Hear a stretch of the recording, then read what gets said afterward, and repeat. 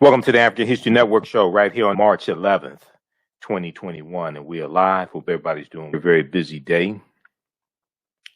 I was with members of Phi Beta Sigma and Zeta Phi Beta Sorority Incorporated out in Royal Oak. Good time out there. So on yet $1.9 trillion COVID bill. And so we talked about this yesterday. And in one of the articles, from April Ryan for the Griot, it talked about Heirs Property. Heirs Property. And Heirs Property is one of the ways that our land historically was stolen away from us. Okay. And I said we would talk some about heirs property on today's show because a lot of people don't know about this history. It wasn't just domestic terrorism. That was a way that our land was stolen away from us, being ran off our land, white supremacists running us off our land. It wasn't just the Ku Klux Klan. It may have been the Knights of the White Camellia or the Black Legion. The Black Legion was actually the domestic terrorist organization that burned down that of their homes and locked them out of getting loans and things like this, government loans. Okay, so in preparing for today's show, I came across this article here from Fox News. Now this is from March 11th, 2021. Farmers react to billions in COVID-19 relief bill for Black farmers. Where did common sense go? Quote unquote, where did common sense go? The USDA has faced accusations of discrimination for years, which is true. And there's been a lawsuit, 1999, lawsuit in 1999, because the African American farmers were alleging discrimination when it came to getting loans. Now, if we look quickly here at this article, it talks about how the 1.9 virus relief package, the article, includes and other assistance for farmers of color. But the incorporation, just because you have to pay back money. I don't care if you're purple, black, yellow, white, or gray. If you borrow Riggs, who runs her 1,800-acre farm with her husband in Humboldt, Tennessee, she told this to Fox News in an interview. My reaction is, where did common sense go?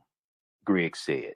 We can't strike. We can't stop. That's the part that really sucks. These people in Washington who make decisions for us and our livelihood have probably never stepped foot on a real farm. Now, the relief package includes an estimated $4 billion to pay up to 120% of Black, Hispanic, Asian, or Native American farmers' outstanding debt as of January 1st, according to the American Farm Bureau Federation.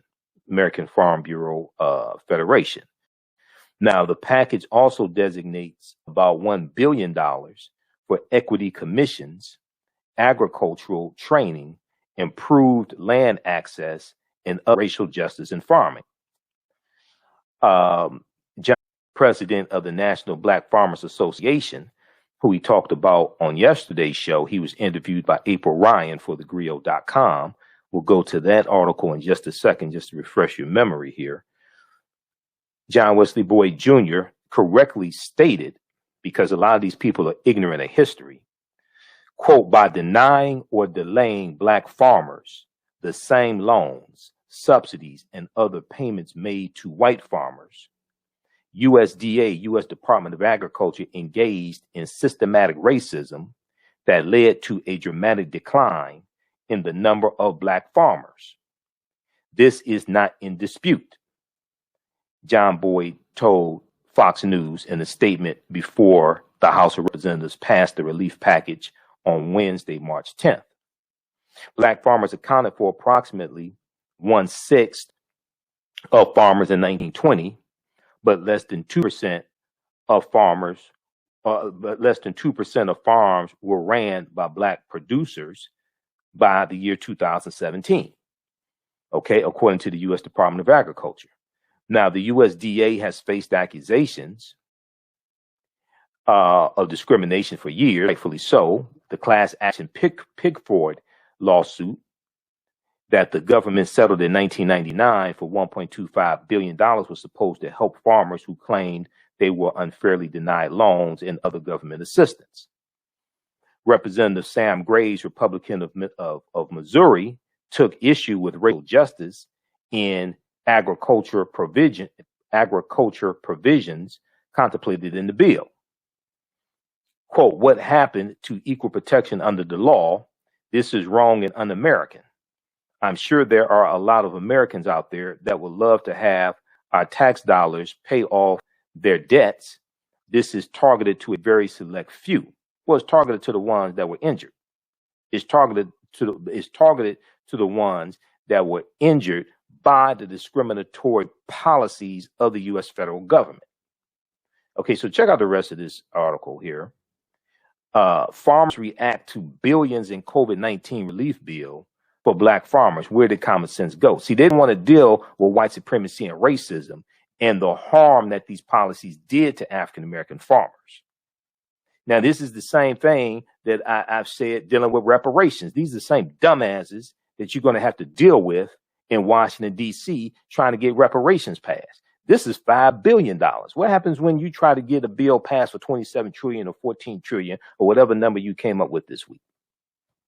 See, we don't understand how to navigate through this. This is what I'm explaining to people.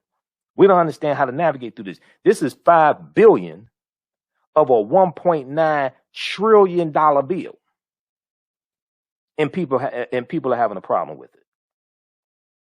Keep in mind, the $1.9 trillion bill of the American Rescue Plan, and it's going to help a lot of white people. Not a single Republican voted for the bill.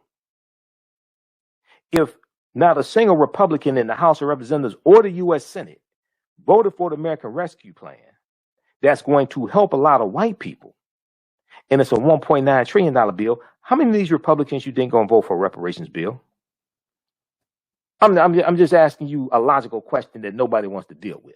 We'll break all this down on the other side of the break, and we'll deal with heirs property, because this ties into a article I've talked about in the past, dealing with how African Americans have lost an untold number of acres of land, and it ties into heirs property. We'll break all this down on the other side of the break. You listen to the African History Network show right here on 910 a.m. the Superstation of Future Radio. Headed toward an uprise in the past decade. What happens when there is a brand that brings this uprise in a blow? The cannabis industry welcomes her uprise. Hustle Her Hemp. Delivering excellence with pride is her watchword, and how you choose to embrace it makes it a priority. From cultivating rich cannabis into exquisite and tastefully finished CBD products to delivery, Hustle Her Hemp leaves no stone unturned. Hustle Her Hemp's mission is to empower women of color by building business and creating legacies, uniting beauty, health, and business. We are a pure definition of how we want the CBD industry to become in the future. While we are redefining innovation, we bring the same energy to improving the quality of life. Hustle Her Hemp is the new uprise.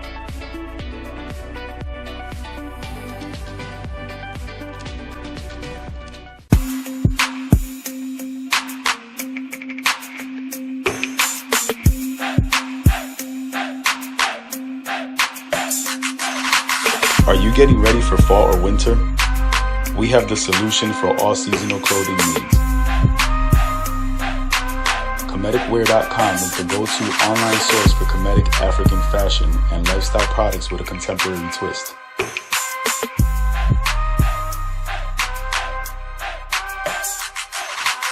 We're committed to offering unique styles reflecting our African heritage.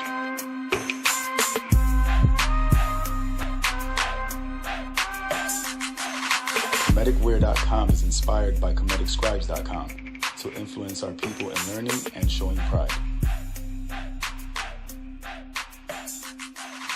please visit our website at comedicwear.com.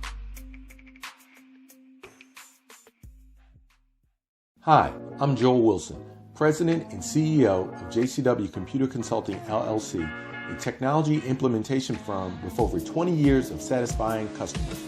We offer a full spectrum of industry top-tier branded services. We are an authorized partner or reseller for Lenovo, Zoom, T-Mobile, Microsoft 365 and Surface tablets, Google Workspace, Acer, Asus, Samsung, PCmatic security software, and many more. Our online store features laptops, Chromebooks, computers, printers, accessories, and software. Businesses, take advantage of our free 1-hour Zoom tech consultation and know we offer top nationwide high-speed internet service providers, voice over IP, and cellular phone services. Home users, don't miss our current in-stock Chromebook inventory. Please visit us at jcwcc.com or call 215-879-6701. Digital Dandelions Technical Solutions works with businesses like yours to create an operations manual for your business, which is something many businesses don't have. According to AARP, more than 30% of small business owners are over 50 years old. Many business owners want to retire by selling their businesses or by passing their businesses on to their children. However, according to Forbes Investment Advisors, many retiring owners' attempts to sell their businesses for retirement fail. You cannot sell your business without a business manual. Your children also cannot inherit your business because there is no way to run it. Your business does not have to die when you leave. Their business Bible products will give you the tools you need for a thriving business that can make you money even after you retire. Are you looking at increasing your business's annual revenue? Digital Dandelions can help you make at least $100,000 in annual revenue and expand your business.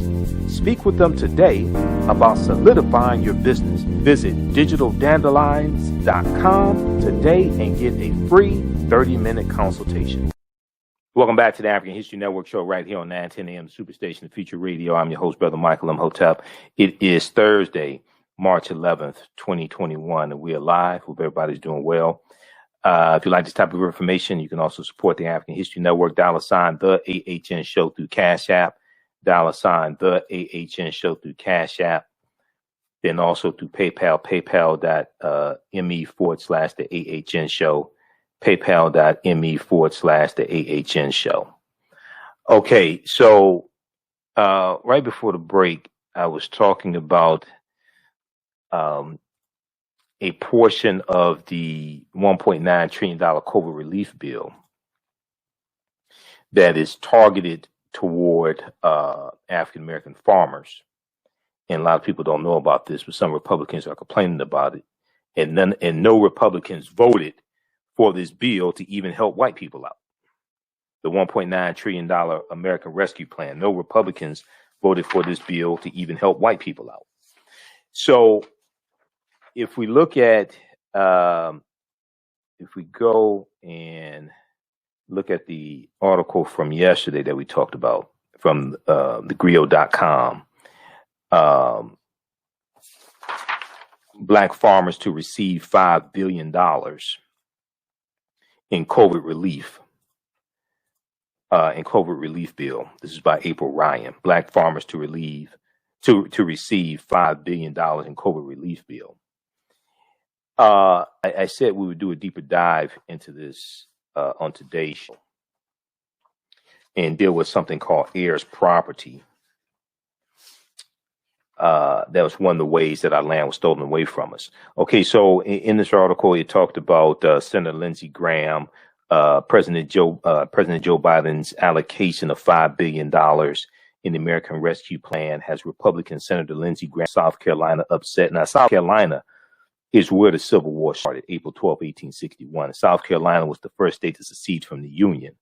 So these have some of the biggest white supremacists in them and some of the biggest Confederate flag wavers, South Carolina. Well, well, the more accurate term for his anger is that he is having a temper tantrum about the sum of money earmarked for black farmers to help them survive. Overall, $10.4 billion is earmarked for the nation's farmers, and half of that is going to black farmers.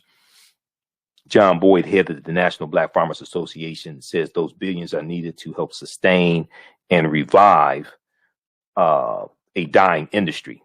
He said, we're quite frankly faced with extinction if we can't get a new generation of young people involved in agriculture and farming, blacks and other farmers of color into farming. You won't see it. Okay. Now, counting the number of black farmers in this nation currently, John Wesley Boyd Jr. says 46,000 black farmers are left in this country, according to the U.S. Census. He said we're down from 1 million farm families at the turn of the century, and we were killing 20 million acres of land. We own about close to 20 million acres of land. We're down to about 4.5 million acres of land today that African Americans own. Now, while Senator Graham is vocal about his displeasure for earmarking for the earmark, and Lindsey Graham called it reparations for black farmers, John Hope Bryant, the founder and head of Operation Hope, says this is a long time in coming and over 400 years past due. All right, read the rest of this article here. We talked about this yesterday. Now, I want to do a deeper dive into what's in how this impacts African American farmers. Then I want to talk about heirs property. Okay, so when we look at this article from March 8th from the Washington Post, and I've heard very, very few people talk about it, especially the naysayers and the people who said don't vote for Joe Biden and all this stuff. I don't know what the hell they want you to do. Some of them want you to vote for Donald Trump, which is ridiculous. That's suicide. But a lot of these people aren't even talking about this. But a lot of them don't know about it because they don't read. That's the other thing. This goes through and deals with history. $5 billion would go to farmers of color who have lost 90% of their land over the past century because of systemic discrimination and a cycle of debts. Systemic discrimination and a cycle of debt. So the naysayers, the Republicans, white farmers, etc., Lindsey Graham, they don't want to address the historical racism that has decimated African American farmers.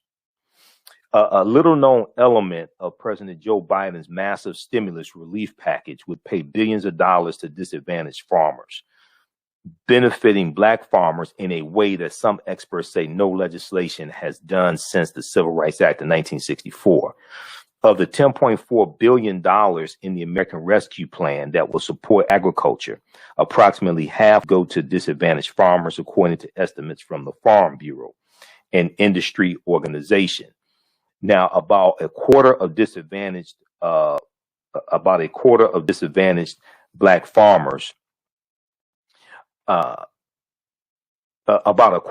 disadvantaged farmers are black, I should say. About a quarter of disadvantaged farmers are black. The money would provide debt relief as well as grants, training, education, and other forms of assistance aimed at acquiring land. While it's a fraction of the $1.9 trillion on Saturday, advocates say it still represents a step toward righting a wrong after a century of mistreatment of black farmers by the government and others. After a century of mistreatment by black farmers by the government and others. Some say it is a form of reparations for African Americans who have suffered a long history of racial oppression. No, that's not reparations. No, it's not. That's going to about 45,000, 46,000 African American farmers. There's 49 million African Americans in this country. No, that's not reparations. The African American farmers deserve this. Nobody wants to deal with a century of mistreatment and discriminatory laws against them. Nobody wants to talk about that. Now, this is the most significant piece of legislation with respect to black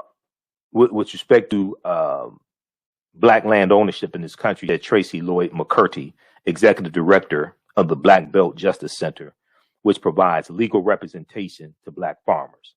Black farmers in America have lost more than 12 million acres of farmland over the past century, mostly since the 1950s, as a result of what agricultural experts and advocates for Black farmers say is a combination of systemic racism, biased government policy, and social and business practices that have denied African Americans equitable access to markets. Now, keep in mind, racism is a system of advantage and privilege distributed based upon race. Racism is a system of advantage and privilege distributed based upon race. Racism occurs when one race of people control the majority of the wealth, power, resources, benefits, privileges, land, access to education, access to opportunity, hold political power to write laws, hold a political office to write laws and policies like the ones that discriminated against the African American farmers in the first place. Okay, and so politics is the legal distribution of scarce wealth, power, and resources, and the writing of laws, statutes, ordinances, amendments, and treaties, their adoption, interpretation, and enforcement. So this is what we're dealing with here. If we look at page 72 of How White Folks Got So Rich, the Untold Story of American White Supremacy. And if you don't like this source, there are other sources you can look at. On page 72 of the third edition, they talk about the Farmers Home Administration. The Farmers Home Administration. Okay. And let me pull up this title here.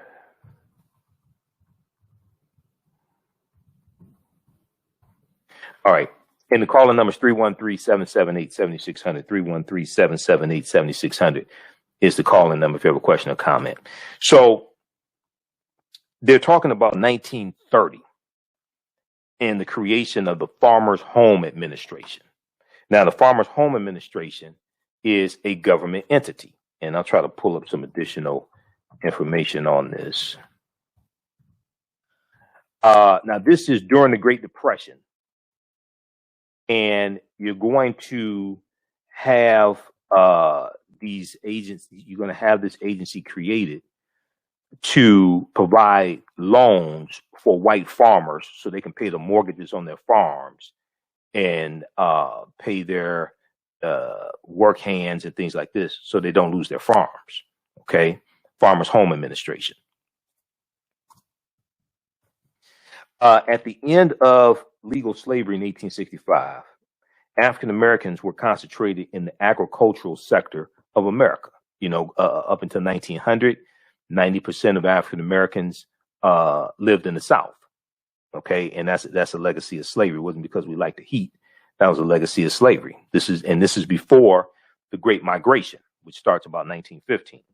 Now, they were more likely than whites to own farms, though they held less acreage and had poor quality tracts of land.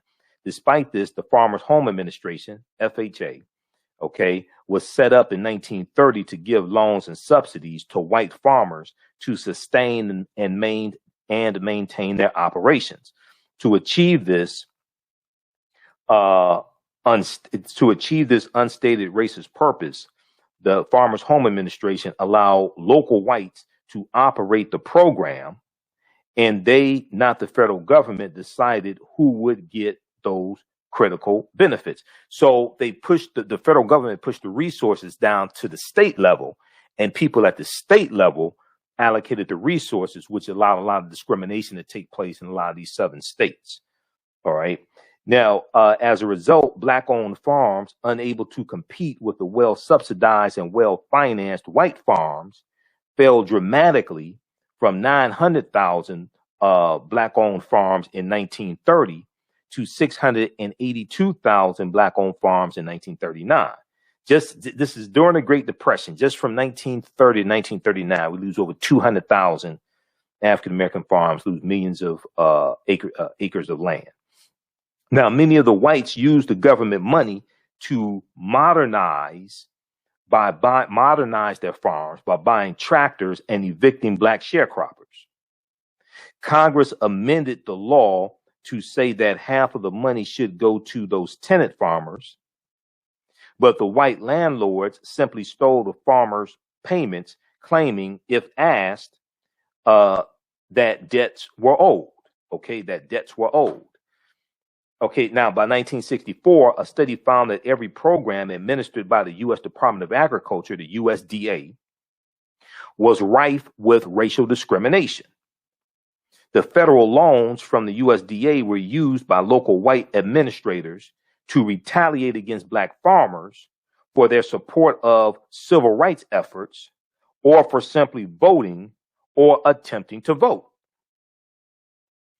Now, they go on to say, and what I'm going to do, let's see here, Jenna, I'm going to send you this. I'm going to send you this clip here of I'm going to send you this clip here of Dr. King. Okay, this is Dr. King in 1968 in Mississippi, talking about what happened after the Civil War and how African Americans were locked out of massive land giveaways. But then he also talks about how white farmers were given loans by the federal government to mechanize their farms. Okay, so let's see here. Let me send this clip to you. All right, I just sent it to you. Just cue that clip up. It's only a couple minutes. We'll go to the phone lines in just a minute here. Calling numbers 313-778-7600, 313-778-7600. Okay. So Dr. King at a church in Mississippi in 1968, just a few months before he was assassinated, was talking about what happened after the Civil War. And he's talking about the maldistribution of wealth, power, and resources. Okay, let's go to this clip. At the very same time that America refused to give the Negro any land, through an act of Congress, our government was giving away millions of acres of land in the West and the Midwest, which meant that it was willing to undergird its white peasants from Europe with an economic floor. But not only did they give the land, they built land-grant colleges with government money to teach them how to farm. Not only that, they provided county agents to further their expertise in farming. Not only that, they provided low interest rates in order that they could mechanize their farm. Not only that, today, many of these people are receiving millions of dollars in federal subsidies not to farm, and they're the very people telling the black man that he ought to lift himself by his own bootstraps. And this is what we are faced with, and this is the reality. Now, when we come to Washington, in this campaign, we are coming to get our check. Okay, pause it right there. Okay, so you got white farmers today receiving millions of dollars in federal subsidies not to farm. And they're the very people complaining about African American farmers being allocated in this $1.9 trillion bill, $5 billion to deal with 100 years of racism and discrimination when it comes to farming and getting loans from the federal government. So once again, read this article here from Fox News. Farmers react to billions in COVID-19 relief bill for black farmers. Where did common sense go? Well, where was your common sense 100 years ago when you discriminated against African American farmers, which caused us to lose millions of acres of farmland? Where was common sense then? Okay, now let's flip over and go to well, look, let's go to the phone lines quickly. Let's go to John, line 1. John, welcome to the African History Network show. Thanks for holding. Tell us where you're calling from, John. Well, I'm calling from the east side of Detroit, Michigan, folks. Thank you for taking my call. All right, go ahead. Thanks. in Chicago, they're talking about now giving the African American between $25,000 and $30,000 each family. Number $25,000 $30,000. What? That ain't no money at all. Well, that's the worst. Well, hold on, John. Can you hear me? Hold on. We talked about that. We talked about in depth on Sunday night show. That is towards that's in Evanston, Illinois, and that's to go towards purchasing a home. Is to go towards purchasing a home because African Americans were historically discriminated against from getting low interest loans from the federal government to buy homes, and that's one of the main ways that you accumulate wealth in this country. They're putting a 3% tax on legal marijuana sales in Evanston, Illinois, to generate this fund of $10 million to be able to allocate this money, $25,000, to be able to allocate this to help African Americans buy homes. That's what that's for. It's dealing with a legacy of redlining. It's not reparations for slavery. Right. It's dealing with a legacy of redlining. Okay, which was created by the federal government, which comes from the Homeowners Loan Corporation, which was a government entity created in 1933. And redlining was a process that was used to discriminate against getting bank loans and insurance for homeowners insurance, but also insurance for businesses. So that's what that is about. Okay. Thank you. Okay. Thanks for calling, John. Keep listening. All right.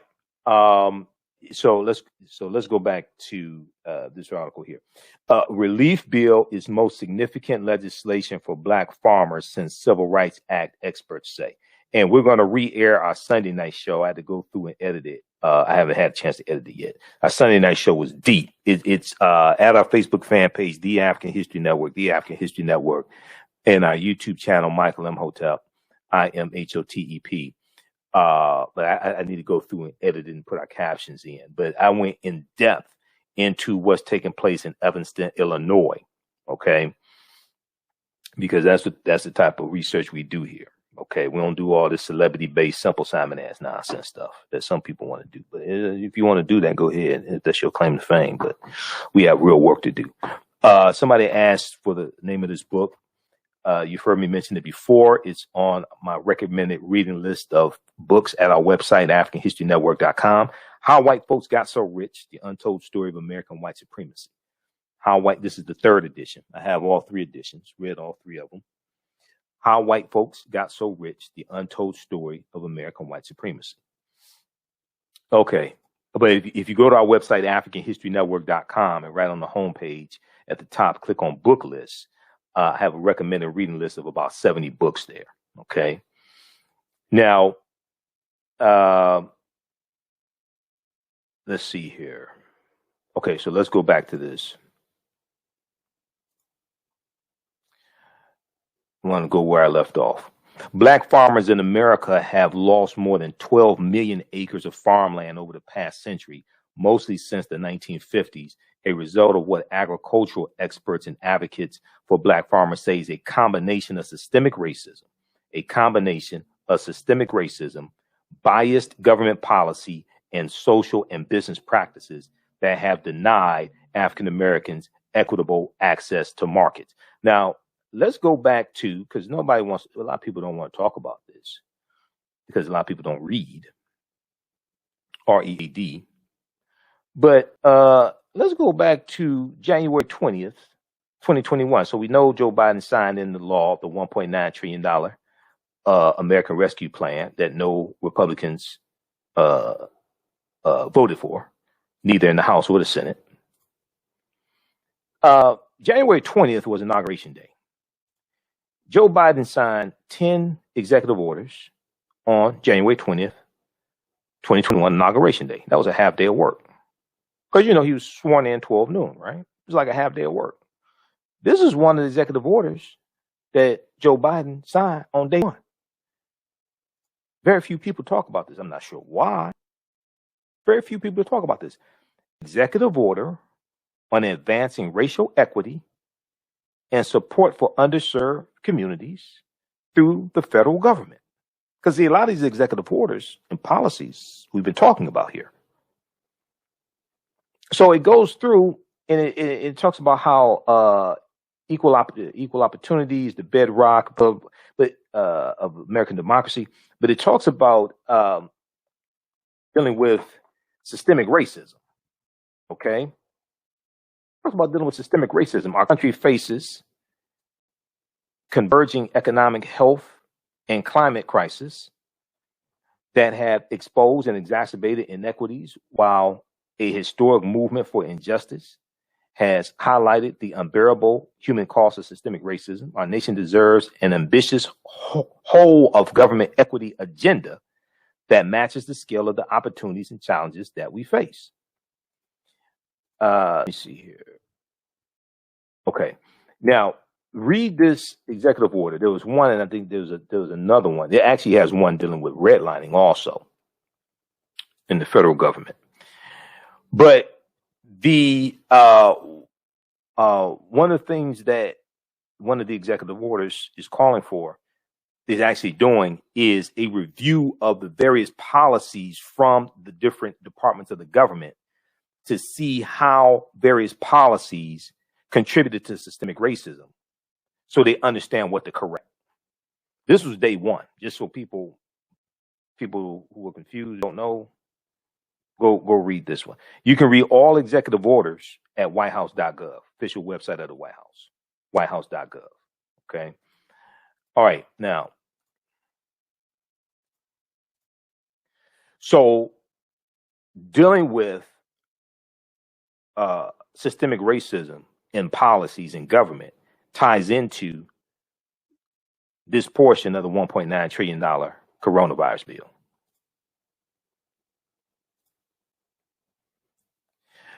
Discrimination started a century ago with a series of federal Homestead Acts that offered mainly white settlers deeply subsidized land that Dr. King talked about in that excerpt I just played. This deals with the Homestead Act of 1862 during the Civil War and the Southern Homestead Act of 1866. But for good measure, we could then throw in the Dawes Alignment Act of 1887 that reallocated 138 million square acres of land. And it was largely supposed to go to African Americans and Native Americans, Black Indians, things like that. 2/3 went to white people. But the Homestead Act of 1860, that redistributed about 245 million acres of land. About 250 million acres of land, the Homestead Act, largely almost exclusively to white people. Okay. And they had to take care of the land. They were allocated about 160 acres of land. They had to take care of the land for 5 years, pay the taxes on it, and then the land's theirs. And then you had a Southern Homestead Act of 1866 that allocated 46 million acres of land in 5 southern states as well. And we were almost exclusively locked out of that land giveaway as well. This is what Dr. King was talking about when he talked about these massive land giveaways. So discrimination started a century ago with a series of federal Homestead Acts that offered mainly white settlers deeply subsidized land. Since then, local U.S. Department of Agriculture offices charged with distributing loans have frequently been found to deny Black farmers access to credit, and to ignore or delay loan applications. Many African American farmers don't have a clear title to their land, which makes them ineligible for certain USDA loans to purchase livestock or cover the cost of planting. And they have seldom benefited from subsidy payments or trade mitigation compensation. Almost all of President Donald Trump, I don't want to call him president, Trader-in-Chief Benedict Donald, almost all of Benedict Donald's $28 billion bailout for white farmers, his $28 billion bailout for white farmers, for those affected by the China trade war that he started, almost all of that went to white farmers. Now, the white farmers, they got the $28 billion bailout from Benedict Donald. And a lot of these white farmers that are complaining right now about a $5 billion allocation to deal with 100 years of discrimination from the USDA. Why aren't they complaining about the $28 billion that they got of taxpayer dollars for what Donald Trump started? Why aren't they complaining about that? Today, the average farm operated by an African American is about 100 acres compared with the national average of about 440 acres, according to the last farm census. The Center for American Progress found that in 2017, the average full-time white farmer brought in $17,190 in farm income, while the average full-time black farmer made just $2,408. And you got the nerve to ask, where's common sense? No, where the dollars? Where them dollars at? You don't want to deal with a history of white supremacy and racism. And then when we try to correct it, when we try to address structural inequities, now you want to complain. Let's go to this other thing, man. Let's go to Heirs Property, and I'm gonna get the hell out of here. Read this other article here from. Now I've talked about this because I've done broadcasts in the past few years dealing with African American soybean farmers who are suing the Stein Seed Company because they alleged they were sold. They alleged they were sold seeds, basically defective seeds from the Stein Seed Company. Stein Seed Company says that's not true, of course, but we'll deal with that in another presentation.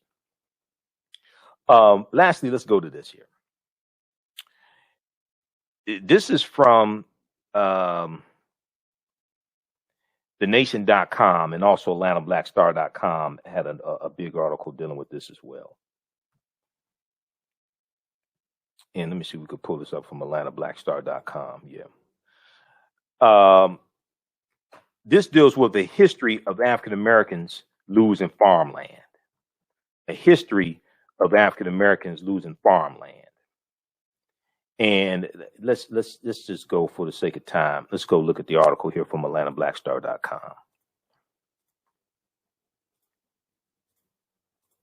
See, a couple nights ago, what was it, Sunday? I said I can't go see slave movies in the theater. You don't want me to do that? You'll see me on 11 o'clock news. It's stuff like this. This is why I can't go see slave movies in the theater, because I was snapped.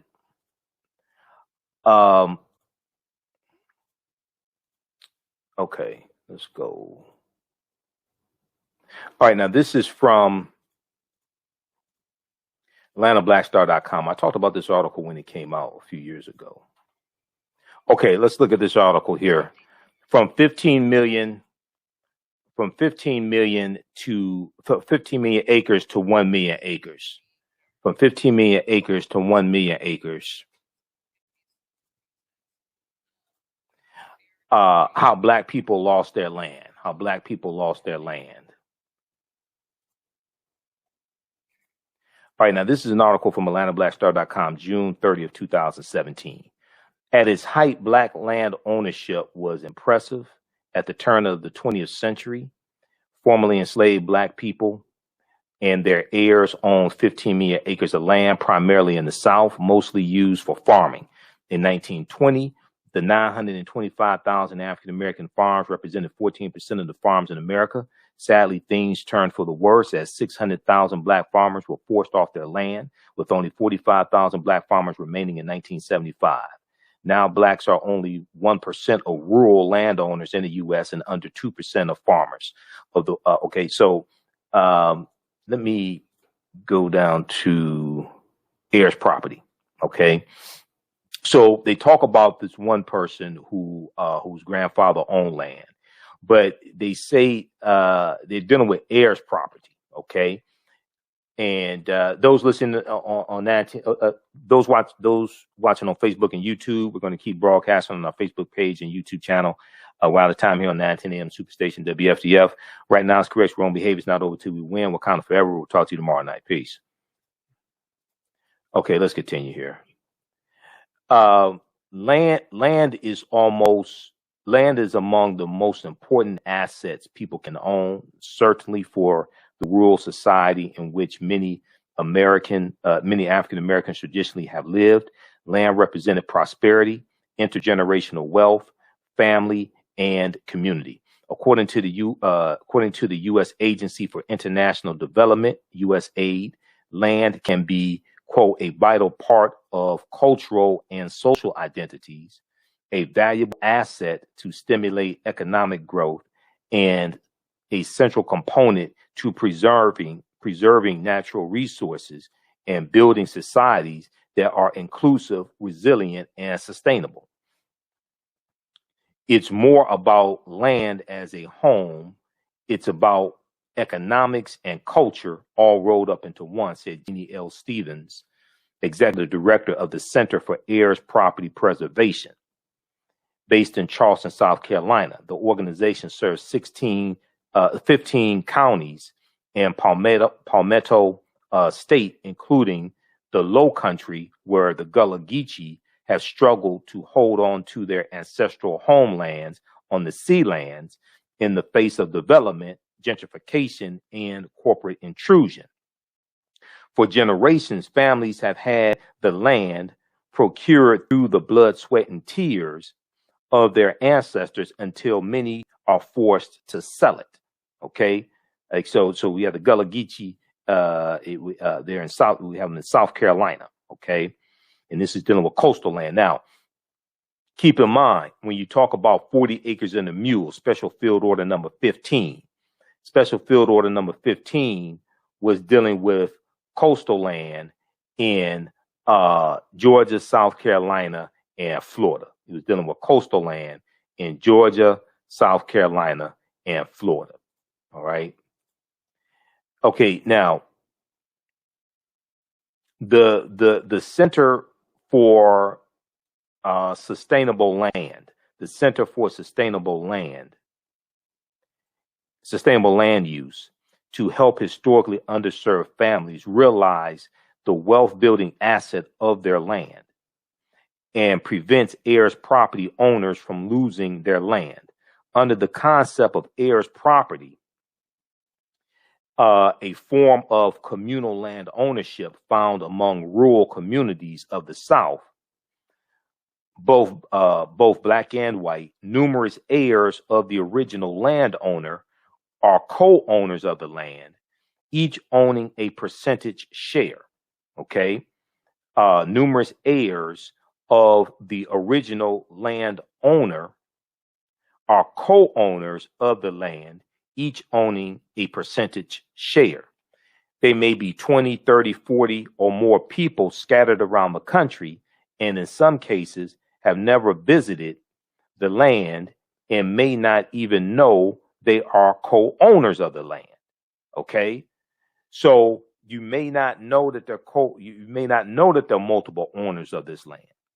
The problem arises when corporations and developers entice family members to sell their share of the land, becoming family members themselves and forcing a partition sale, a court-mandated auction sale of the land, all without notice to the other family members. This is one of the heirs property law is one of the main ways that we have lost a lot of this land in the South. And not understanding the law, maybe not having the proper deeds to the land, things like this. This is one of the main ways this land has been sold from underneath our noses, sold from underneath our feet. Okay, let's continue here.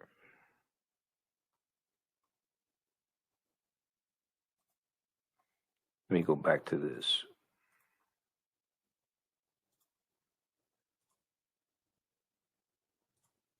All right. So this is dealing with heirs property. They may be 20, 30, 40 or more people scattered around the country, and in some cases have never visited the land and may not even know they are co-owners of the land. The problem arises when corporations and developers entice family members to sell their share of the land, becoming family members themselves and forcing a partition sale, a court-mandated auction sale of the land, all without notice to the other family members. It is a real issue, said Tish Lynn, L-Y-N-N, Director of Communications at the Center for Heirs Property Preservation. Lynn said that across the Southeast and throughout the country, land has been in the hands of African-American families through heirs titles, H-E-I-R-S apostrophe, heirs titles, passed from generation to generation, okay, without a clear title to the land, which goes back to the article here from the Washington Post that talked about how there may not be a clear title or deed to the land. Okay, we go back and look at this one here from the Washington Post. All this is tied together. And this ties into understanding law. Okay, this ties into understanding law. These laws are created by politicians. Politics is the legal distribution of scarce wealth, power, and resources, and the writing of laws, statutes, ordinances, amendments, and treaties, their adoption, interpretation, and enforcement.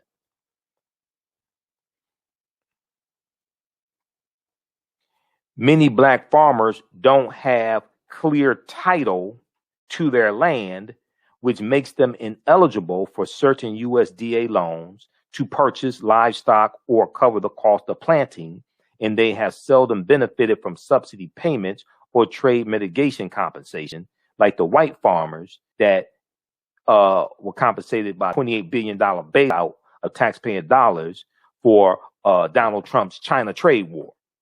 Okay, so this is dealing with not having clear title to their land, African-American farmers. Okay, so let's go back over to the one from AtlantaBlackStar.com.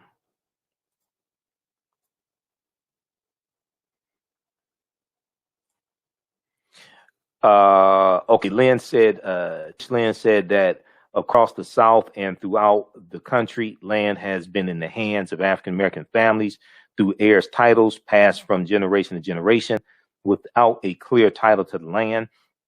Rather, land was passed through oral tradition without access to the judicial system or the ability to hire a lawyer. Although heirs property is a rural characteristic rather than a racial one, for Black people who have had more than their share of exploitation, the suffering is compounded. The suffering is compounded. Quote, I talk about it as an injustice. We call it legalized theft. We call it legalized theft. We're trying to level the playing field by clearing the title, Tish Lynn said. Okay. Jenny Stevens noted that while the issue of land loss is not new, it is receiving more attention these days. Now, this article is from 2017.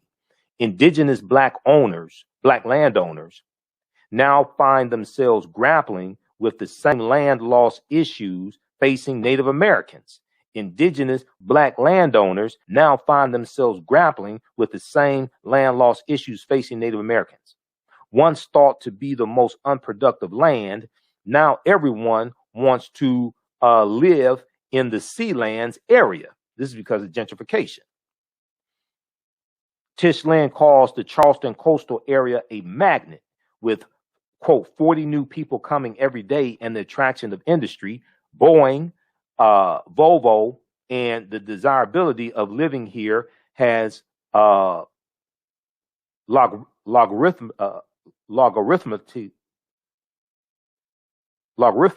Okay, it's logarithm. Okay, increase the pressure of development. Okay, logarithmically. Hurricane Hugo helped shine a light on issues facing the coast as forests amid their heirs properties were destroyed. Okay, Hurricane Hugo helped shine a light on issues facing the coast as forests amid their heirs properties were destroyed. With few laws on the books to protect landowners, it is easily lost and families torn apart. Read the rest of this article here because I don't have time to get into this. But this is a deep, now they picked up this article from TheNation.com. This is from June 30th, 2017 from AtlantaBlackStar.com. I talked about this when it came out. This is written by David A. Love for AtlantaBlackStar.com. He also writes for News1.com. From 15 million acres to 1 million, how black people lost their land. Okay. Then go read this here because I had a subscription to The Nation and it expired. I guess they want me to renew the damn subscription. I don't have time for all these. I really don't have time for all these subscriptions. But go read this one. This was the big article from TheNation.com. African Americans have lost untold acres of land over the last century. African Americans have lost untold acres of land over the last century. An obscure legal loophole is often to blame. The obscure legal loophole is heirs property. Now, this article is by Leah Douglas, June 26, 2017. That was a source article from the one from AtlantaBlackStar.com, which was from June 30th, 2017. Okay, so go read these. And then this ties into the $5 billion allocated in the $1.9 trillion bill, American Rescue Plan, that's going to African American farmers. This ties into that, and that deals with the Justice for Black Farmers Act. The Justice for Black Farmers Act, co-sponsored by Reverend Raphael Warnock and Senator Cory Booker. With BlackBusinessT.com, the messages are clear and meaningful. Keep your business in the black and out of the red. Mind your black business, know your numbers, and plan strategically. Black Business Boss, lead your industry. Support black business, encourage, patronize, and uplift one another. BlackBusinessT.com currently has products sold in Detroit, Atlanta, Chicago, and Los Angeles, with proceeds returned to the black community. They have a wide selection of hoodies, t-shirts, mugs, hats, sweatshirts that support black-owned businesses. Visit the website blackbusinesstee.com. That's blackbusinesstee.com. For 25 years, the Black History 101 Mobile Museum has carried on the rich legacy of the Black Museum movement in America by showcasing original artifacts of the Black experience at colleges, universities, K-12 schools, corporations, libraries, conferences, and cultural events, making it the most traversed Black History mobile exhibit in American history. Dr. Khalid El Hakim is the founder of the Black History 101 Mobile Museum, and he is a highly sought-after public speaker on topics of Black history, social studies, education, museum studies, hip-hop, and race relations. Dr. Khalid was named among the change makers for NBC Universal's Erase the Hate campaign and listed as one of the 100 men of distinction for Black enterprise. He recently founded the Michigan Hip Hop Archive on the campus of Western Michigan University. The Black History 101 Mobile Museum is currently scheduling in-person and virtual exhibits nationwide. For more information, please contact Dr. Khalid El Hakim directly at 313-645-4197, 313-645-4197, or visit their website at blackhistorymobilemuseum.com. That's blackhistorymobilemuseum.com. You can also email him at bhistory101@yahoo.com, bhistory101@yahoo.com. Digital Dandelions Technical Solutions works with businesses like yours to create an operations manual for your business, which is something many businesses don't have. According to AARP, more than 30% of small business owners are over 50 years old. Many business owners want to retire by selling their businesses or by passing their businesses on to their children. However, according to Forbes Investment Advisors, many retiring owners attempts to sell businesses for retirement fail. You cannot sell your business without a business manual. Your children also cannot inherit your business because there is no way to run it. Your business does not have to die when you leave. Their business Bible products will give you the tools you need for a thriving business that can make you money even after you retire.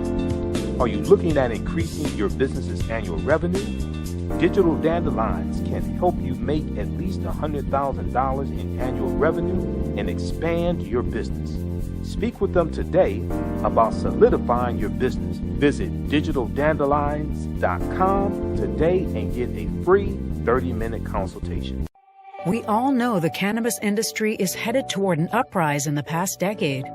What happens when there is a brand that brings this uprise in a blow? The cannabis industry welcomes her uprise. Hustle Her Hemp. Delivering excellence with pride is her watchword, and how you choose to embrace it makes it a priority. From cultivating rich cannabis into exquisite and tastefully finished CBD products to delivery, Hustle Her Hemp leaves no stone unturned. Hustle Her Hemp's mission is to empower women of color by building business and creating legacies, uniting beauty, health, and business. We are a pure definition of how we want the CBD industry to become in the future. While we are redefining innovation, we bring the same energy to improving the quality of life. Hustle Her Hemp is the new uprise.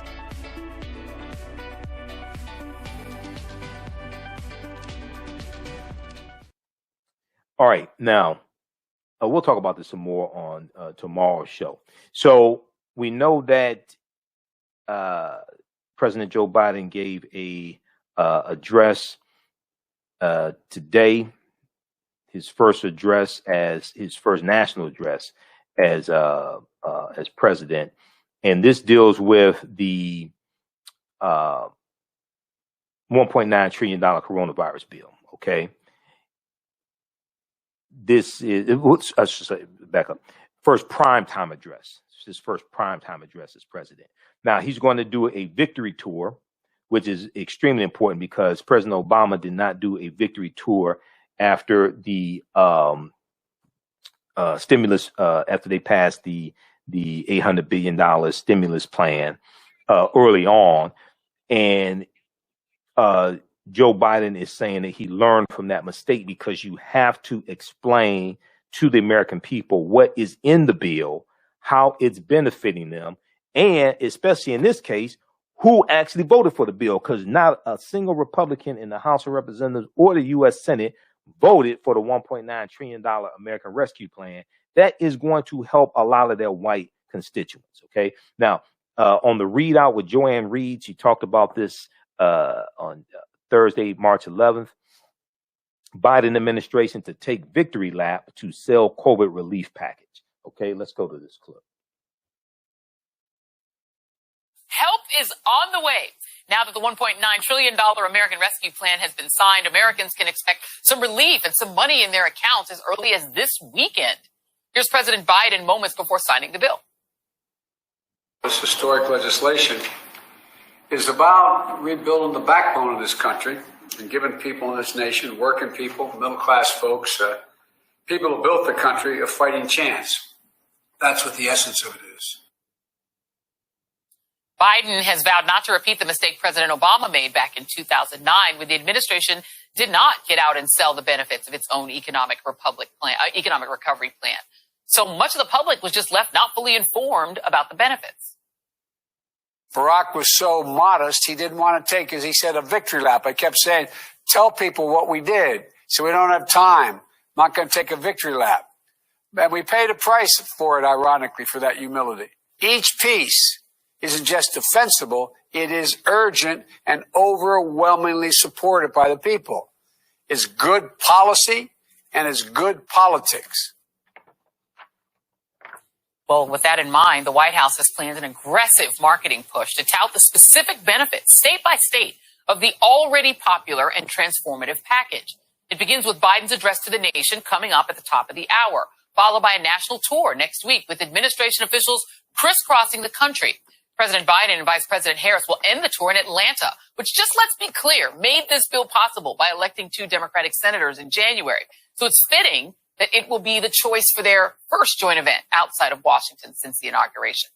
Friendly reminder, 0 Republicans supported this wildly popular bill, but that didn't stop them from trying to take credit for some of it. Hours after passage, Mississippi Senator Roger Wicker was promoting a portion of the bill that sends cash to restaurants. Fittingly enough, he left out the part about him actually voting against it. Right. And if that wasn't bad enough, Minority Leader Mitch McConnell tried to plant the Republican flag on the country's recovery. Senate Republicans led the bipartisan CARES Act that got our country through the last year. The American people already built a parade that's been marching toward victory. Democrats just want to sprint in front of the parade and claim credit. Speaker of the House Nancy Pelosi had a good word for the Republicans who are playing hanger-on. It's remarkable legislation. Unfortunately, Republicans, as I say, vote no and take the dough.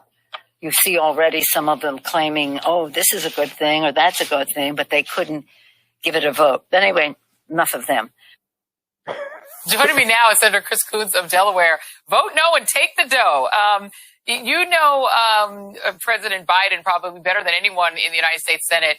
What do you expect his demeanor to be like tonight? I mean, he said, that they made a mistake in 2009 when they didn't get out there and toot their own horn.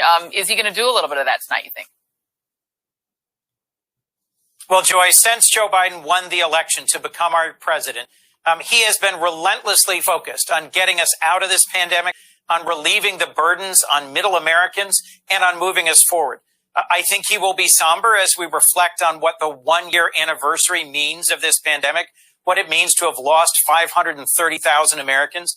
But I also think he'll be hopeful because we are now clearly on a path towards getting out of this pandemic and towards recovery. This $1.9 trillion bill that he just signed into law is truly a big deal. And it's going to deliver relief to 100 million American families in the means of direct stimulus checks.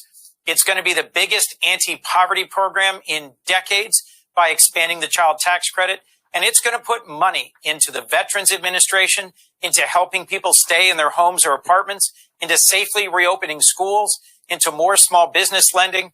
Joy, this bill is going to do a lot of good. And Joe Biden ran for president so he could help the American middle class and help get us out of the mess that Donald Trump got us into. I expect him to really give us a clear shot of hope about our future. And not a single Republican, including Lion, the Grim Reaper, Moscow Mitch McConnell, not a single one of them voted for this bill in the House or the Senate, including the Grim Reaper, Moscow Mitch McConnell. But he voted for Donald Trump's 1.7, almost $1.9 trillion tax cut back in 2017. He voted for that, but he didn't vote for this. All right, now, so Joe Biden spoke. He gave a primetime address, his first primetime address as president today, and to talk about him signing the COVID relief bill, to talk about a host of things, and speeding up the pace of vaccinations and everything. Biden directs states to make all adults eligible for COVID vaccinations by May 1st. I want to go to a portion of his address here, and he shared other plans for pandemic recovery. Okay, we'll get this queued up here. This is from March 11th, 2021, from MSNBC.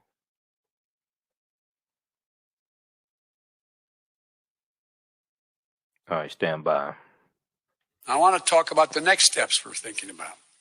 First, tonight, I'm announcing that I will direct all states, tribes, and territories to make all adults, people 18 and over, eligible to be vaccinated no later than May 1. Let me say that again. All adult Americans will be eligible to get a vaccine no later than May 1. That's much earlier than expected. Let me be clear. That doesn't mean everyone's going to have that shot immediately, but it means you'll be able to get in line beginning May 1. Every adult will be eligible to get their shot. To do this, we're going to go from 1 million shots a day that I promised in December, before I was sworn in, to beating our current pace of 2 million shots a day, outpacing the rest of the world. Secondly, at the time when every adult is eligible in May, we will launch, with our partners, new tools to make it easier for you to find the vaccine and where to get the shot, including a new website that will help you first find the place to get vaccinated and the one nearest you. No more searching day and night for an appointment for you and your loved ones. Thirdly, with the passage of the American Rescue Plan, and I thank again the House and Senate for passing it, and my announcement last month of a plan to vaccinate teachers and school staff, including bus drivers, we can accelerate massive nationwide effort to reopen our schools safely and meet my goal that I stated at the same time, about 100 million shots, of opening a majority of K through 8 schools in my first 100 days in office. This is going to be the #1 priority of my new Secretary of Education, Miguel Cardona. Fourth, in the coming weeks, we will issue further guidance on what you can and cannot do once fully vaccinated, to lessen the confusion, to keep people safe, and encourage more people to get vaccinated. And finally, fifth, and maybe most importantly, I promise I will do everything in my power. I will not relent until we beat this virus. But I need you. American people, I need you. I need every American to do their part. That's not hyperbole. I need you. I need you to get vaccinated when it's your turn and when you can find an opportunity. And to help your family, your friends, your neighbors get vaccinated as well. Because here's the point. If we do all this, if we do our part, if we do this together, by July the 4th, there's a good chance you, your families and friends will be able to get together in your backyard or in your neighborhood and have a cookout or a barbecue and celebrate Independence Day. That doesn't mean large events with lots of people together, but it does mean small groups will be able to get together. After this long, hard year, that will make this Independence Day something truly special, where we not only mark our independence as a nation, but we begin to mark our independence from this virus. But to get there, we can't let our guard down. This fight is far from over. As I told the woman in Pennsylvania, I'll tell you the truth. On July 4th, with your loved ones, is the goal. But a lot can happen. Conditions can change. The scientists have made clear that things may get worse again as new variants of the virus spread. We've got work to do to ensure that everyone has confidence in the safety and effectiveness of all 3 vaccines. So my message to you is this. Listen to Dr. Fauci, one of the most distinguished and trusted voices in the world. He's assured us the vaccines are safe. They underwent rigorous scientific review. I know they're safe. Okay, so that is an excerpt of the speech. You can listen to the full address. They have it. It's about 23 minutes. They have the full address at MSNBC, also NBCnews.com. You could check that out, and it's on on anniversary of COVID pandemic, anniversary of coronavirus being declared as a pandemic in the U.S. So it's been 1 year since it's been declared as a pandemic in the U.S. You can watch that full address. It's 23 minutes, 55 seconds, apparently, it looks like, at msnbc.com. Okay. And we'll post the link here. Also, we'll post a link here as well. All right.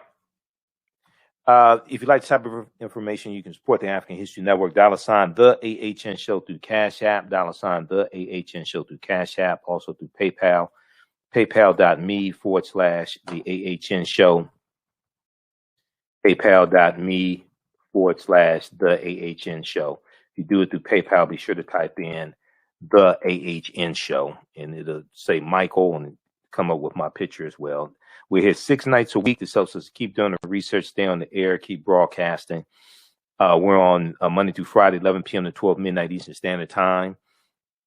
On 9:10 a.m. the Superstation WFDF here in Detroit, and also on our Facebook fan page, The African History Network, The African History Network.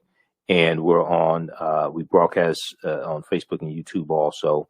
And then after we do our hour on 9:10 a.m., we keep going on our social media platforms for a little while longer. And we're on Sundays, 9 p.m. to 11 p.m. Eastern Standard Time. Okay. You can still register for the online course that I teach, Ancient Kemet, the Moors, and the Ma'afa, Understanding the Transatlantic Slave Trade, what they didn't teach you in school. Ancient Kemet, the Moors, and the Ma'afa, Understanding the Transatlantic Slave Trade, what they didn't teach you in school.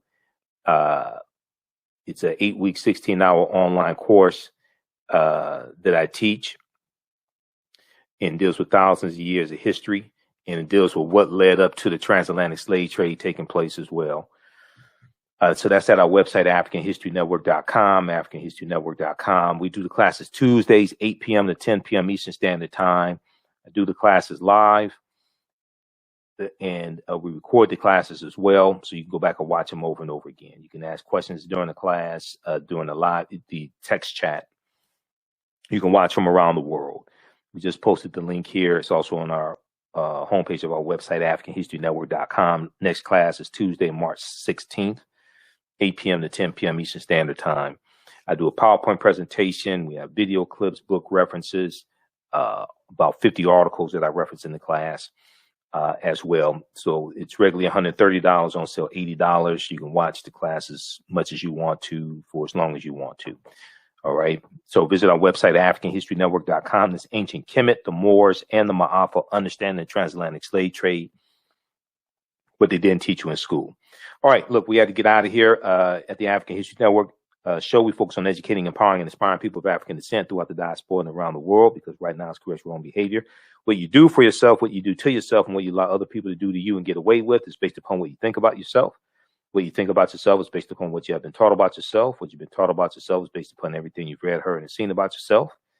Remember, right now it's correct wrong behavior. It's not over till we win. Wakanda forever. And we'll talk to you tomorrow night. Peace.